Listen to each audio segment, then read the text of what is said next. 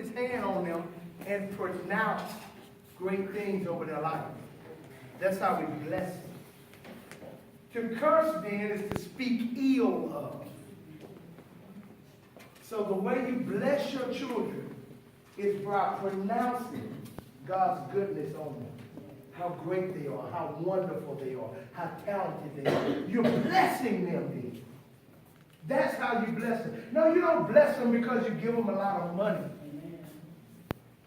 You can give them money and they can still be cursed.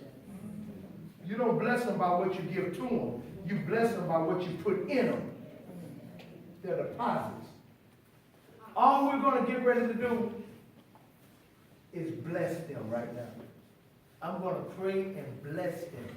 And I just want you to reinforce what's about to happen with your faith and with your continuation of watering the seeds we're about to sow.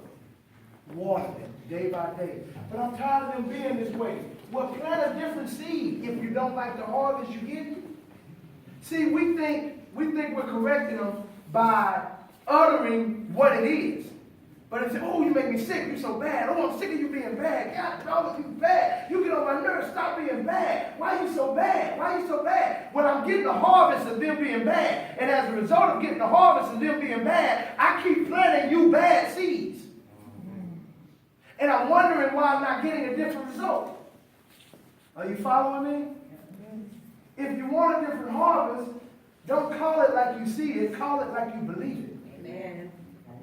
Call it like you believe it. Because they were acting like they believe. I was in a church. I was in a church not long ago. It was like a youth conference. And I was praying, and it was this one young man that came there, and I think I was doing Q&A. It was after I shared, I was doing Q&A, and they was talking about one boy. Said, oh, he's so good, he's so this. I want you to pray for his brothers and his sisters. He's the only one to come to church. He's such a good boy. He's always been good. His brothers and sisters just bad. They don't come to church. They don't this. They don't this. And here's what God showed me. God showed me that this particular young man, ever since he was a little boy, he did something good in church, and grandma and mama and auntie, and they would praise him for it. They would praise him for it. And because he loved that praise, he would do more of it.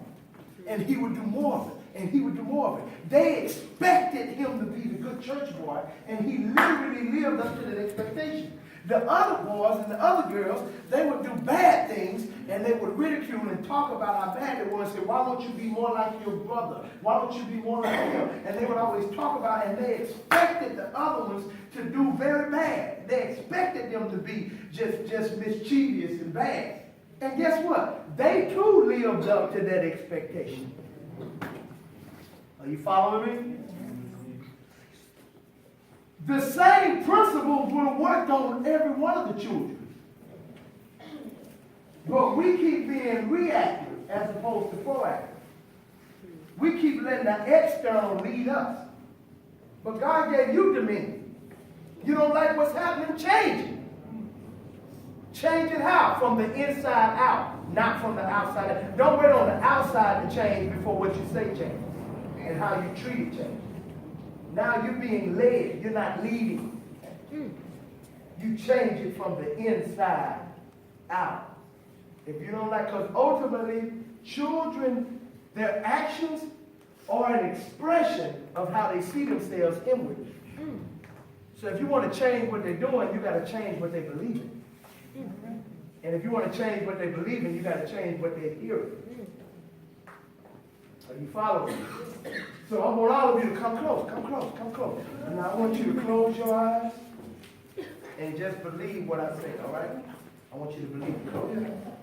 And I want you to think about it. I want you to believe it. I want you to think about it. I want you to believe it. With your eyes closed, I want to speak to you right now. And everything that I say is true because I'm speaking as I'm hearing from God. Listen to me. I hear right now that all of these children that are around me are great. I hear that you are smart. You are intelligent. You are wonderful. You are beautiful, handsome. You're talented. You're skillful. I see right now that you're intelligent. You're extremely smart. You're a leader. Don't be a follower. You're a leader. You're a leader. You're adorable. You're wonderful. You're sweet. You're great. You're very talented. There's nothing you can't do when you put your mind to it. You're an awesome encourager of other people. You are a woman of substance. You are a leader. You are a woman that will not be put inside of a box. You will stand out because God has called you to be great. You are a leader. You are one that's a peacemaker. You are a speaker. You are one that demands attention. You step into the room and it conforms to who you are. You are a great friend. You are a great exhorter. You are a great helper. You are very compassionate. God's going to use you to save lives even. Keep being who you are. You are one, you're humorous, you're adorable, you're great, you're talented, you're skillful. People love being in your presence, but don't be afraid to speak what you mean. Don't be shy or bashful. Know that you matter. Your opinion is important. God has made you smart and brilliant. You're called to be great. You're destined to be a leader, to be a changer. You're going to break the mold. People are not going to understand you, but you don't need to be understood by all. You need to be understood by God. He didn't call you to fit in. He called you to stand out. Don't be afraid to be the individual He's created you to be. In the name of Jesus, I decree and declare, you are great, you are great, you are great, you are great, you are great. Even the things that people may have called you bad with, no, it's your personality, because God's going to use that personality to make you great. See, every gift He's given you, if it's humor, He's given you that gift to make others laugh and they won't be sad. You're going to lift others' joy. Don't be afraid to use your creativity. Let God use you. He's created you. You're an athlete. He's created you. But know wherever you go and whatever you do, you represent God. Be that leader and shine for Him. He will use you and make you famous, but you've got to recognize that you represent good and not evil. He's created you with great personality, and you're called to be great. Don't ever let no one tell you you're not wonderful, that you're not beautiful, that you're not talented, that you're not gifted. What you have to say matters. Your voice will shake the world. People are going to listen to you. People you've never met before. Your words are going to impact them. I thank you, Lord God, for blessing these young ladies with understanding their purpose, their value, and that they will go high, Lord God. There's nothing that they will not be able to accomplish. In the name of Jesus. In the name of Jesus, Lord. There's going to be, I believe that there's going to be cures for what have been soon to be terminal illnesses through this bright young lady, Lord God.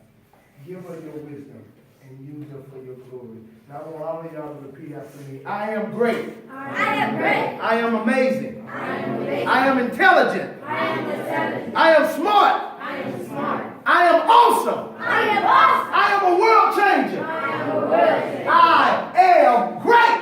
I am great. Now give God a hand clap.